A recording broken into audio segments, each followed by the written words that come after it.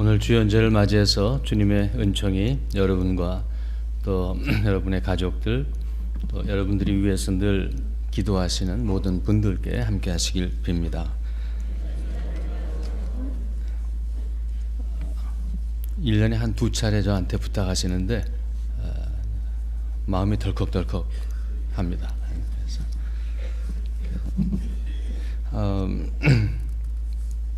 제가 좀 조그맣게 좀 얘기를 합니다. 해서 처음 전도서 나갈 때 저희 아버지 부탁이 좀 큰 소리로 얘기하라고 그게 부탁이었는데 그때 이후로 지금까지 똑같습니다. 한 번도 크게 안 하고 또 가끔 학교에서 그 학생들에게 이제 여름 같은 때 특별히 점심 식사 후에는 제가 특별히 부탁을 합니다. 이게 목숨이 걸린 클래스라고 앞으로 조는 건 괜찮은데 목 뒤로 갔다가 목 꺾이면 큰일 나니까 다친 학생도 아마 몇 있을 겁니다. 제가 제 강의 듣다가 뒤로 목이 넘어가서 근데 저희 교회는 뒤로 넘어가려면 없으니까 제가 늘 안심입니다. 성탄절은 12월 25일이고 또 주현절은 1월 6일 혹은 1월 6일이 지난 첫 번째 주일을 저희가 주현절로 지킵니다. 성탄은 주께서 태어났다라는 것이고 주현은 주님께서 누군가에게 매우 의미 있는 분으로 자기를 드러내셨다라는 뜻입니다. 누군가가 어느 순간 예수를 상당히 의미 있는 분으로 다시 보게 됐다는 얘기입니다. 주께서 누구에게인가 의미 있는 분으로 나타나셨다. 그게 주현절입니다. 성탄의 주제는 우리 주님의 탄생입니다. 그러나 주현절의 주제는 이 태어나신 주님과의 의미 있는 만남이 주현절의 주제입니다. 성탄절 이야기의 주인공은 마리아라든지 또 요셉, 또 예수, 아기 예수, 천사, 성령, 이게 그 성탄절 스토리의 주인공들입니다. 그러나 주현절은 만남이 주제가 되기 때문에 주현절에 우리가 읽는 텍스트의 주인공들은 예수를 찾는 사람들에 대한 얘기가 이제 주현절 그 텍스트이죠. 보통 주현절에 저희가 교회에서 많이 읽는 그 본문이 예수님께서 세례 받으시는 그런 그 본문. 예수가 누군지 드러났잖아. 하늘이 열리고 내 사랑하는 아들이다라고 하는 예수가 누군지가 이제 밝혀졌으니까. 또 그런가 하면 또 많이 애용하는 텍스트가 오늘 함께 읽은 그 동방 박사들의 이야기입니다. 예수를 오랫동안 찾아가서 만났다는 그 동방의 현인들의 이야기. 아마 오늘 전 세계의 많은 교회가 이 동방의 현인들의 텍스트를 가지고 함께 이제 말씀을 나눌 것이라고 생각을 합니다. 본문의 말씀에 따르면 동방의 현인들은 별을 따라서 예루살렘으로 갔습니다. 그리고 그 예루살렘 성 안에 들어가서 이런 질문을 했습니다. 우리가 저 별을 따라서 여기까지 왔도다. 새 왕이 태어났다고 하는데 우리가 그 새 왕에게 경배를 하려고 한다. 새 왕이 어디 있느냐?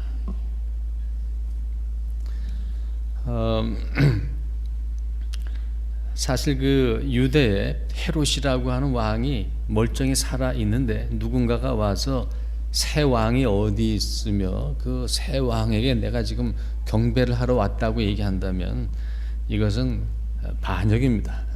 옛날을 치면 이건 역이죠.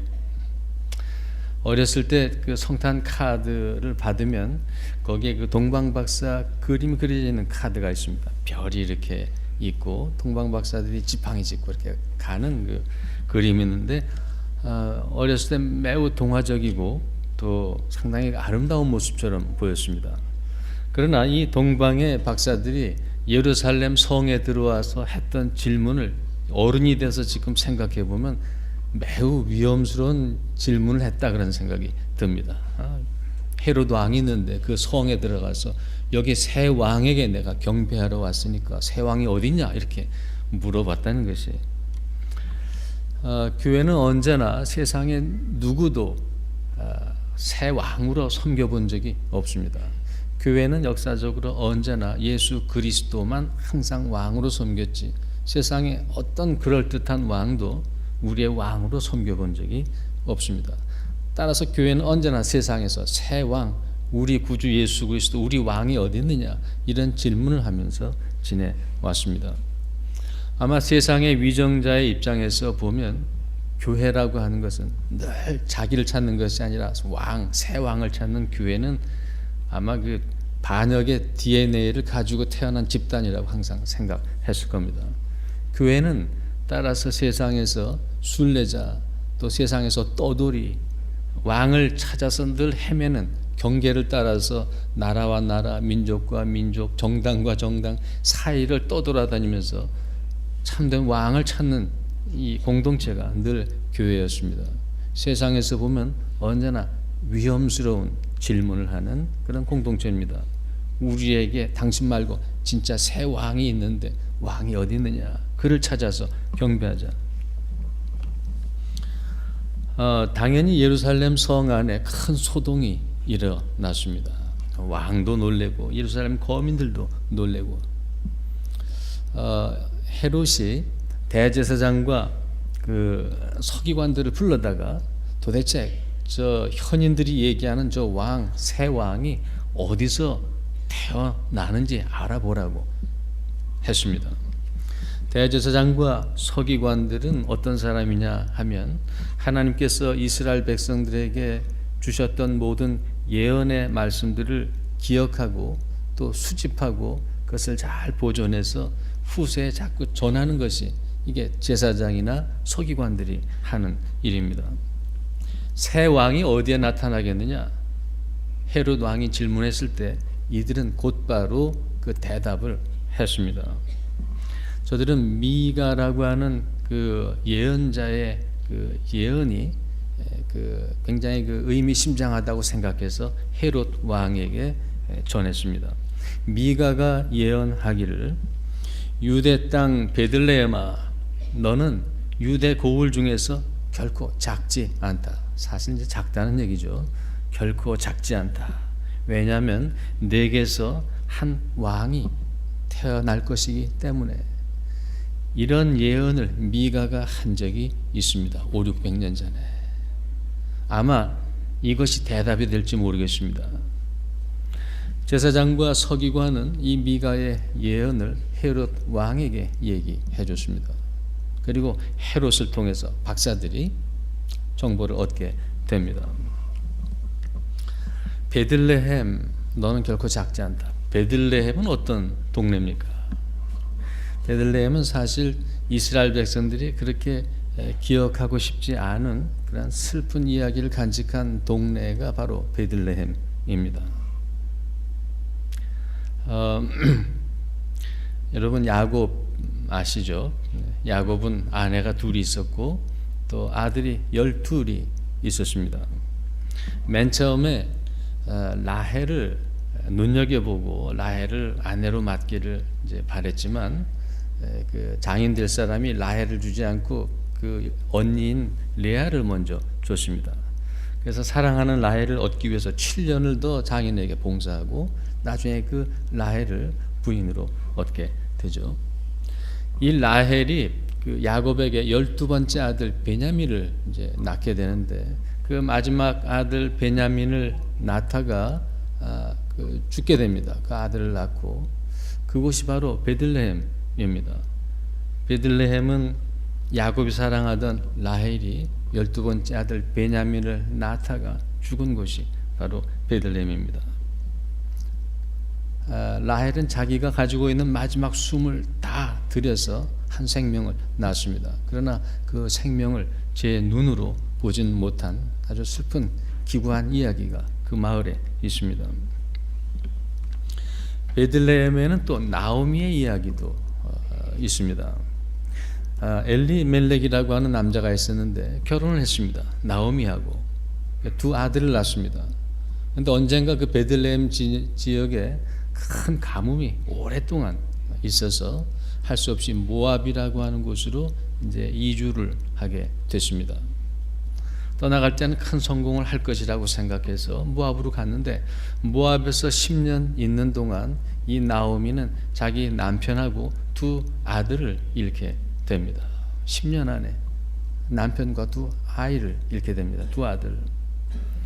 결국 나오미는 10년이 지난 후에 그 모압 땅에서 자기 며느리 룻을 데리고 고향 베들레헴으로 돌아오게 됩니다. 나오미가 돌아오니까 베들레헴의 많은 사람들이 나오미를 반갑게 맞이했습니다. 그때 나오미가 뭐라고 동네 사람들에게 이야기했느냐 하면, 나를 나오미라고 부르지 말라. 하나님께서 나를 괴롭게 하셨으니까 나를 마라라고 하라. 마라라고 하는 것은 이제 쓰다, 마라의 쓴물도 있잖아요. 마라라고 하는 것은 쓰다 혹은 괴롭다라고 하는 뜻입니다. 나오미는 기쁘다라는 뜻입니다. 나를 기쁨이라고 부르지 말라. 나를 쓰다, 괴롭다 이렇게 불러달라. 그 나오미가 있었던 곳이 바로 베들레헴입니다. 이스라엘 역사를 보면 BC 586년에 유대가 바벨론에 의해서 멸망을 당하게 됩니다. 바벨론군이 팔레스타인 땅에 진군하고 예루살렘 성을 무너뜨리고 성전도 무너뜨리고 성전 안에 그 귀한 예배드리는 모든 기구들을 다 가지고 바벨론으로 보냅니다. 나중에 거기다가 술도 담아서 먹고 자기네들의 연회에 예루살렘 성전에서 쓰던 그 거룩한 기구들을 다 이제 사용하는 모습도 나오게 됩니다. 바벨론으로 그 이스라엘 사람들 중에서 쓸모 있는 사람들을 포로로 잡아가게 되는데, 그 포로들을 수용해서 바벨론으로 이송시키던 마지막 집결지가 바로 베들레헴이었습니다. 베들레헴에다가 모든 유대 지역의 포로들을 모아놓고 일정에 따라서 거기서 바벨론으로 이제 데리고 갔던 거죠. 유다 백성들은 하나님께서 약속하신 자기 땅에서 손발이 묶여서 포로 생활을 시작하게 됩니다. 언젠가 하나님께서 모세에게 이런 말씀을 하신 적이 있었습니다. 내가 지금 너에게 계명을 줄 텐데, 너희가 만약 약속의 땅에 들어가서 이 계명을 지키면 그 땅이 너희들에게 먹을 것과 마실 것을 주겠지만, 만약 그 땅에 들어가서 계명대로 살지 않으면 그 땅이 너희를 토해낼 것이라. 내가 구토증을 느끼게 될 것이고 그 약속의 땅이 너희를 토해낼 것이라. 베들레헴은 이스라엘을 토해내던 곳이었습니다. 바벨론으로 뱉어내던 곳이 바로 베들레헴입니다. 이스라엘 백성들은 생각하기 싫은 곳이 바로 베들레헴입니다. 자녀를 낳다가 죽은 라헬의 이야기, 남편과 두 남자를 잃고 쓰다 괴롭다 그런 인생으로 돌아와 살던 나오미, 약속의 땅에서 쫓겨가던 이스라엘 백성들의 마지막 울음이 있었던 곳, 아주 슬픈 이야기들만 가득한 것이 바로 베들레헴입니다. 그래서 성경에서는 베들레헴을 작은 곳이라고 얘기합니다. 생각하기 싫은 곳, 마음을 별로 두고 싶지 않은 곳, 슬픔의 땅.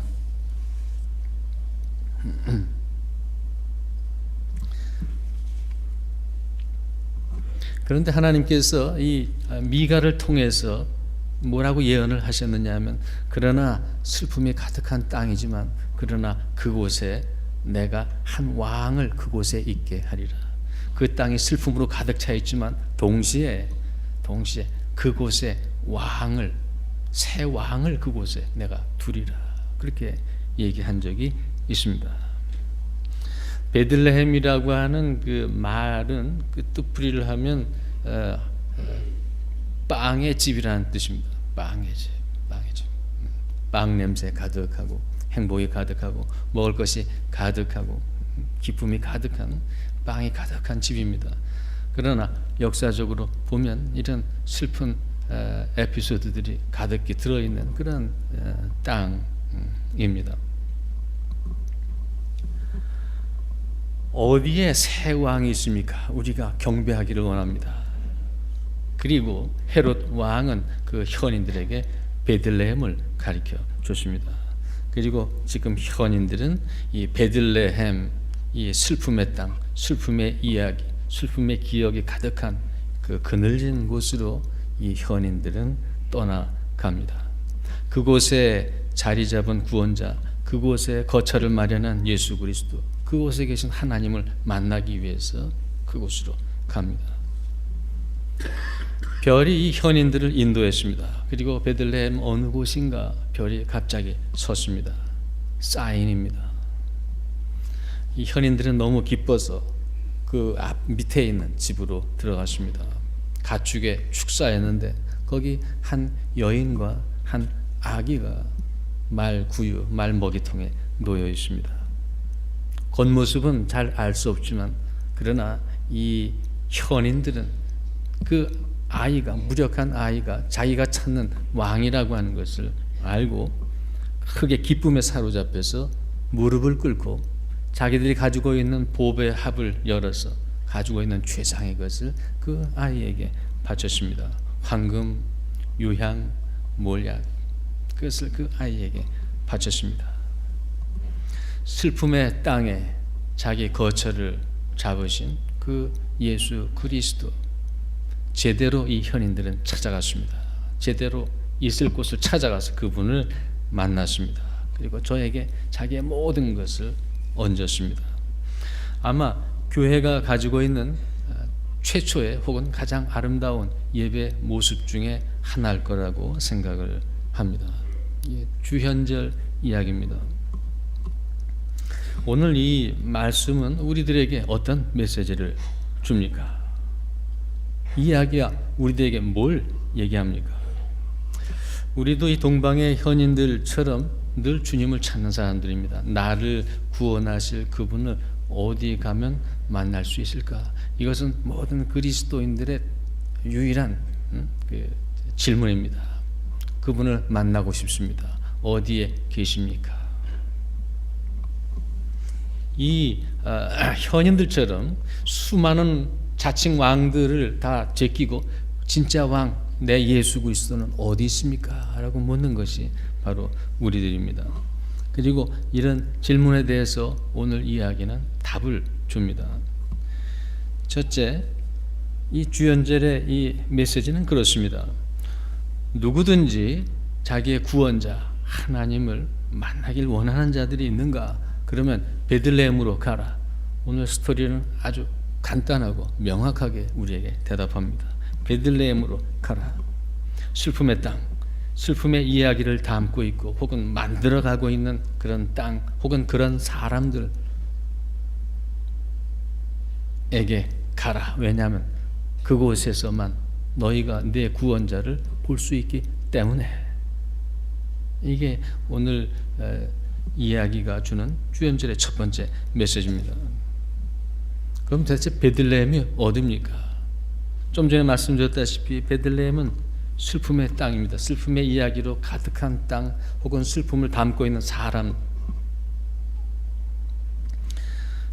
며칠 신문을 읽다가 이런 기사를 봤습니다. 이름은 뭐 여러분들 다 보셨을 테지만 74세 양순이 할머니, 남편은 84세, 벌써 5년째 병상에 있습니다. 아들은 4대 독자인데 4년 전에 2008년에 죽었습니다. 그 다음에 며느리는 집을 나갔고 손자는 13살인데 지금 이 할머니가 보고 있습니다. 기초생활수급 노인연금 합해서 56만 원인데 그 중에서 4, 50만 원 항상 할아버지 치료비로 들어갑니다. 동사무소에서 일감을 마련해 줘서 쓰레기를 줍는 일로 20만 원을 법니다. 겨우 한 30만 원 가지고 한 달을 삽니다. 최근에는 13살 먹은 이 민기가 사춘기에 접어들어서 사사건건 할머니에게 반항하고 할머니를 괴롭힙니다. 할머니는 아무도 안 보는 데서 하루에 몇 번씩이나 운다, 그렇게 그 기자에게 말했습니다. 굉장히 슬픈 이야기입니다. 어, 또 다른 이야기도 읽었는데 이름은 밝히지 않았습니다만 정모 씨입니다. 48살, 점점 48살. 근데 가족과 헤어져서 1년째 지금 서울시 노원구에는 한 고시원에서 혼자 지냅니다. 별거 중인데 아내는 시중은행에 있는 어떤 차장이고 중3, 고3의 두 딸이 있습니다. 48살인데 대학에서 건축을 전공했고 한때 대기업에서 일도 했고 도시락 사업에 뛰어들어서 성공한 적도 있었는데 97년에 IMF 때 파산을 했습니다. 이후에 풍선 아트 기술을 배워서 10년 전서부터 초등학교, 중학교, 구청 다니면서 풍선 아트 강의를 하면서 지냅니다. 좋을 때는 200만 원까지 한 달에 번다고 했는데 1년 전에 알고 있는 친구에게 무심히 빚 보증을 서줬다가 그나마 가지고 있는 나머지 재산도 다 털리고 이제는 신용불량자가 됐습니다. 아내는 그 때문에 별거를 요구했고 자녀들도 흩어져 가지고 살고 있습니다. 정 씨는 이 고시원에 지금 혼자 1년 넘게 살면서 행사장에서 풍선 장식을 돕는 그런 아르바이트를 하면서 지냅니다. 그 사람을 취재했던 그 어떤 소설가는 이렇게 얘기했습니다. 술잔에다가 눈물을 부어가면서 좁은 방에서 맨날 지내는 밤, 그 밤이 오죽 깊고 길겠나. 뭐 읽으면서 마음이 상당히 불편했습니다. 하여튼 어떤 상황에서든지 간에 하여튼 슬픈 이야기를 담고 있는 사람들이 있습니다. 왕따 당한 아이들, 그 중에서 죽음을 택한 아이들, 그 아이 때문에 또 깨어진 가정들 주변에서 많이 읽고 봅니다. 혼자 학비 벌면서 병든 부모나 동생을 살펴야 하는 소년 소녀 가장들의 얘기도 주변에서 많이 봅니다. 자녀가 없어서 혹은 자녀의 무심 때문에 혹은 자녀에게 의도적으로 버림받아서 가난하게 사는 독거 노인들에 대한 얘기도 주변에서 많이 봅니다. 제가 아침에 그 학교 가기 위해서 수원역에 6, 7시쯤 가면 서울역에 역이라고 하는 것은 목적이 있는 사람들, 가장 목적이 분명한 사람들이 보이는 것이 역입니다. 어디 갈지 티켓이 분명하고 가서 무슨 일하고 몇 시에 다시 돌아올지가 분명한 사람들입니다. 어디 가서 무슨 일을 하고 언제 돌아올지 아는 사람들, 옆 볼 사이도 없이 저마다 바쁘게 다니는 것이 역입니다. 그러나 그 역에는 떠난 곳도 없고 갈 곳도 없고 그냥 어제 오늘 늘 거기 계시는 분들도 있습니다. 노숙자. 아침에 수원까지 전철을 타고 가면 어딘가에 쓰러져서 그냥 실려서 왔다 갔다 하는 분들도 있습니다. 서울역에서 한 100m쯤 그 삼각지 쪽으로 한 500m쯤 가면 그 일일 그 직업 소개소가 있습니다. 거기 아침에 가면 많은 분들이 거기서 일용직을 거기서 구합니다. 한 300m 됐는데 그날 직을 구하면 되지만 직을 그날 못 구하고 그 다음 날도 못 구하면 그 다음엔 서울역입니다. 저는 그 300m 사이에 그 관계를 잘 몰랐습니다. 하루 그날 가서 일거리 있으면 어디 가서 먹고 자는 것이고 그날 못 얻으면 며칠 못 얹으면 그냥 서울역입니다.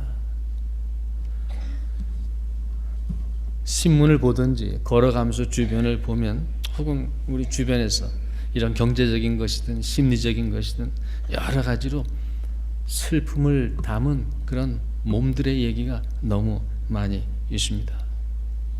베들레헴입니다. 우리 주님께서 우리 주님을 만나기 위해서 어디로 가야 됩니까?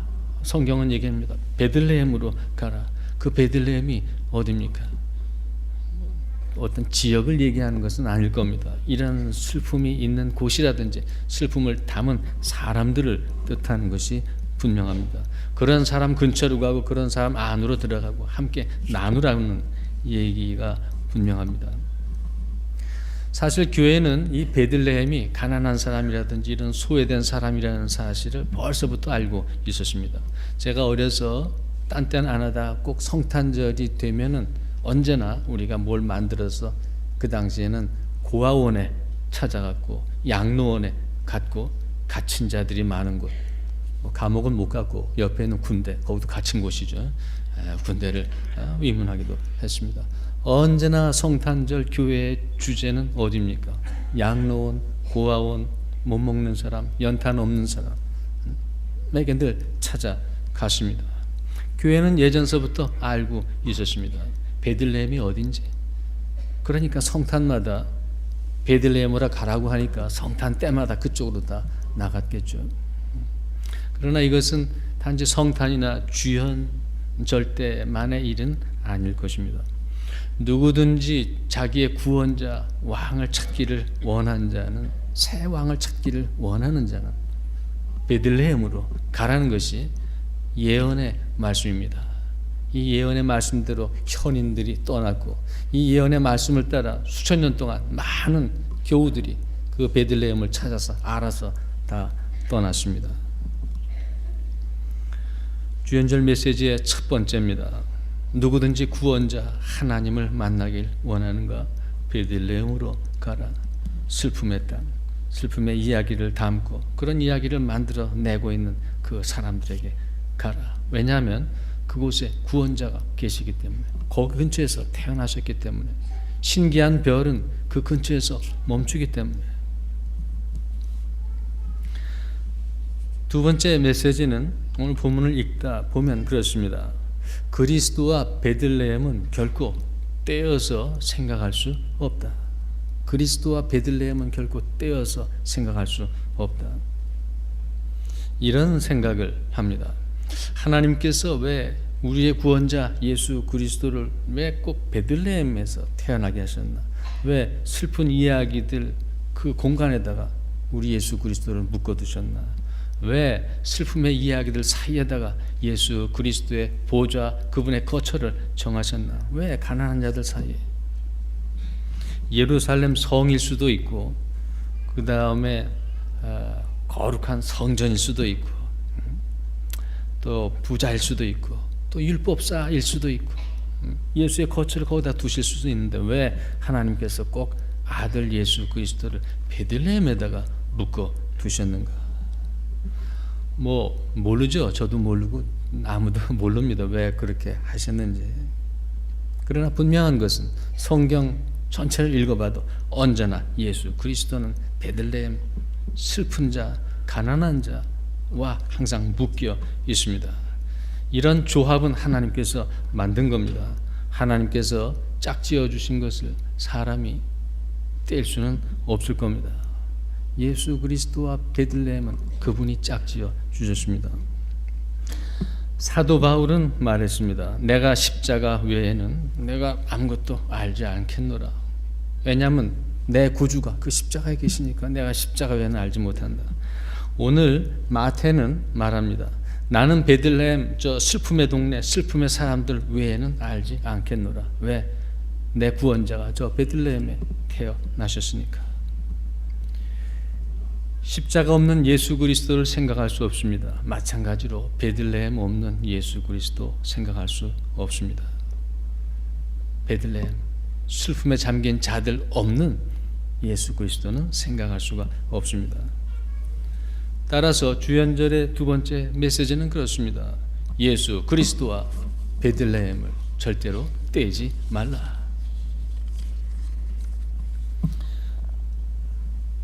세 번째, 오늘 본문의 말씀대로 우리가 베들레헴에 갔습니다.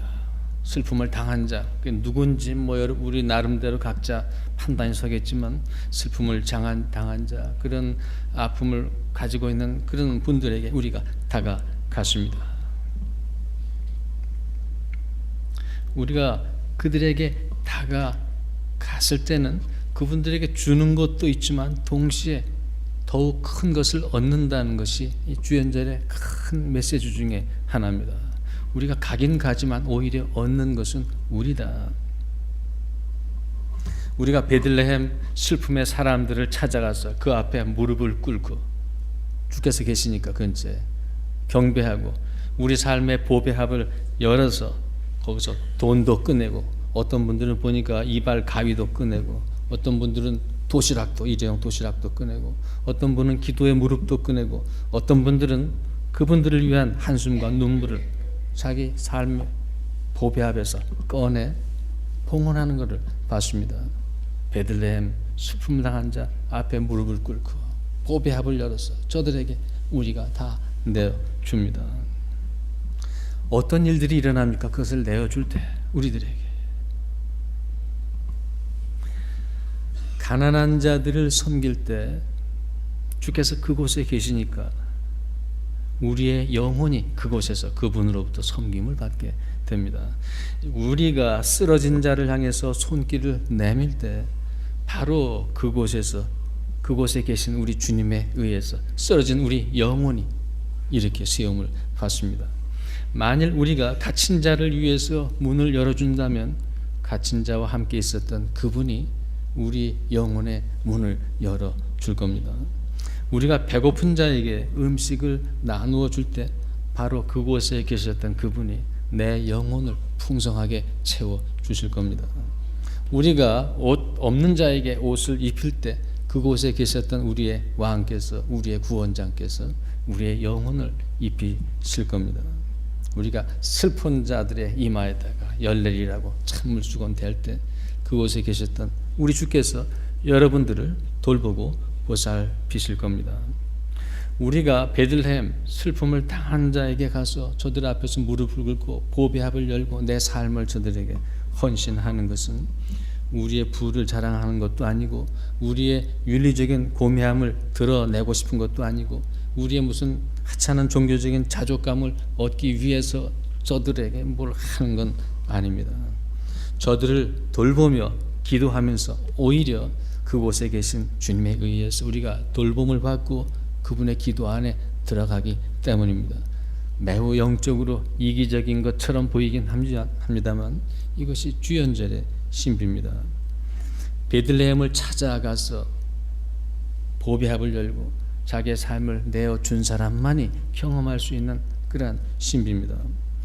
그곳에 간 사람만이, 베들레헴에 간 사람만이 위로함으로 위로받고 먹을 것을 줌으로 제 영혼이 배부르고 남을 입힘으로써 자기가 입혀지고 남을 자유케 함으로써 자기가 자유하게 된다는 이러한 역설의 신비를 다 거기서 경험하게 될 것입니다.